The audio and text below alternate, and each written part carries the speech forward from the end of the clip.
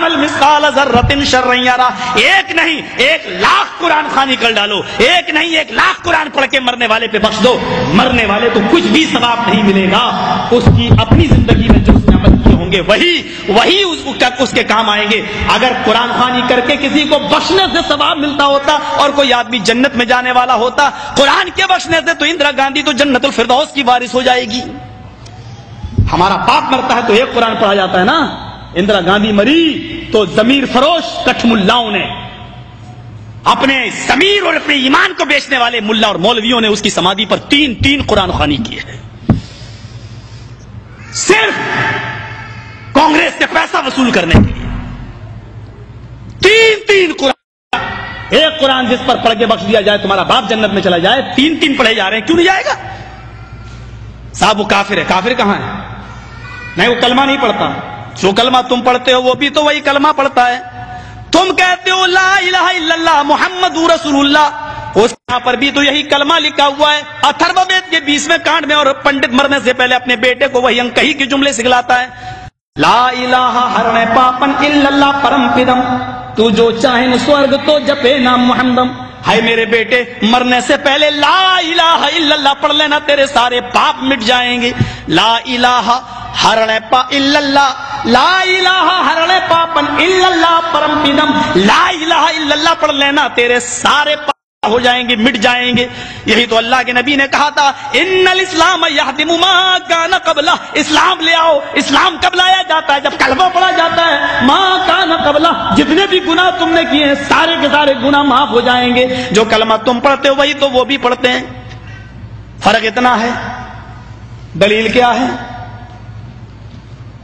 تم کھڑی مورتی کی پوجا کر رہے ہو، وہ پڑی مورتی، ایک پڑی مورتی کی ایک کھڑی مورتی کی، یہ شنکر بھگوان کی مورتی ہے، یہ بڑے پیر صاحب کا یا نظام الدین اولیاء کا مزار ہے،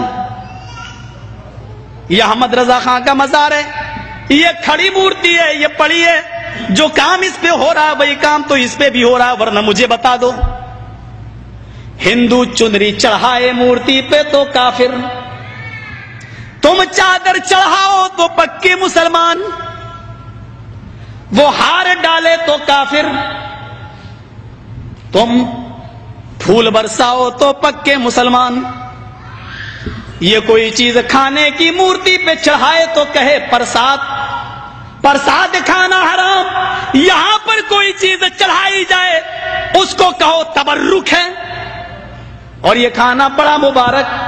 ہندو مورتی دھو کر اس کا پانی پی اور کہے کہ یہ گنگا جل سے زیادہ پاک پوتر ہے، اس سے بیماریاں صحیح ہو جاتی ہیں۔ مسلمان عرس کے موقع پر قبر دھو کر پانی اس کے بوتلوں میں بھرے اور کہے کہ اس کے آگے تو زمزم بھی فیل ہے، تو یہ پکا مسلمان۔ جو کام اس پہ ہو رہا ہے وہی کام تو اس پہ ہو رہا ہے۔ اور آج میں فتویٰ دینے کا آدمی نہیں ہوں، لیکن آج جذبات میں ہوں، میں یہ فتویٰ دے کے چلا جاتا ہوں۔ میرے پیارے ساتھیوں، اللہ کی قسم، اگر بھارت کے اور پاکستان کے، ہندوستان اور پاکستان کے، ہندوستان کا یہ 20 کروڑ مسلمان اور پاکستان کا 10 کروڑ مسلمان، اگر یہ چادر چڑھانے کے بعد، چنری چڑھانے کے بعد، تبرک کھانے کے بعد اگر یہ جنت کے اندر چلا گیا تو کعبے کے رب کی قسم کھا کے کہتا ہوں کہ بھارت کا 60 کروڑ ہندو بھی ایک ایک کر کے جنت میں چلا جائے گا۔ اور اگر بھارت کا ہندو جنتی نہیں ہے تو اتنا یقینا کہ پھر تم اپنے مسلمان ہونے کا سرٹیفکیٹ پیش کرو۔ تم جہنم میں کیوں جائے گا؟ اگر وہ ان کاموں کی وجہ سے جہنم میں جا رہا ہے تو تم یہ کام کیوں کر رہے ہو؟ تمہارے اندر یہ کام کیوں پائے جا رہے ہیں؟ تم بھی تو وہی کام کر رہے ہو۔ ارے اس نے تو پھر بھی مورتی لگا رکھی ہے، تم نے تو پتہ نہیں کس کو اور نام ہی اس کے بدل دیے۔ اللہ جانے اس میں حقیقت میں وہ ہے بھی یا نہیں ہے۔ مسجد میں ہوں، اللہ کے گھر میں، اللہ کے گھر سے بڑی کوئی جگہ نہیں ہوتی ہے۔ میں نے بنارس میں اپنی آنکھوں سے دیکھا، اپنی آنکھوں سے، ننگا بیٹھا رہتا تھا، جینیوں میں جیسے ننگے بابا ہوتے ہیں نا، انڈیا والوں کو اچھی طرح معلوم ہوگا، وہ گھومتے ہیں آگے اور پیچھے پیچھے عورتیں چلتی ہیں، ان کے دودھ سے نہلایا جاتا ہے۔ جو گربوتی عورتیں ہوتی ہیں وہ دودھ جب بہتے ہوئے اس بابا کی شرمگاہ کے پاس سے آتا ہے تو اس کو بھر لیتی ہیں، گربوتی عورتوں کو پلایا جاتا ہے تاکہ بچہ نیک پیدا ہو۔ میں نے نوائے اسلام میں ایک موضوع لکھا تھا کہ اس سے بچہ نیک پیدا ہوگا یا بے شرم، یہ تو خود ہی پتہ چلے گا۔ کیس چل گیا تھا میرے اوپر، غور کریں آپ۔ ننگا بیٹھا رہتا تھا، ایک ٹائم کی نماز نہیں پڑھتا تھا، اس کو وضو بنانا نہیں آتا تھا.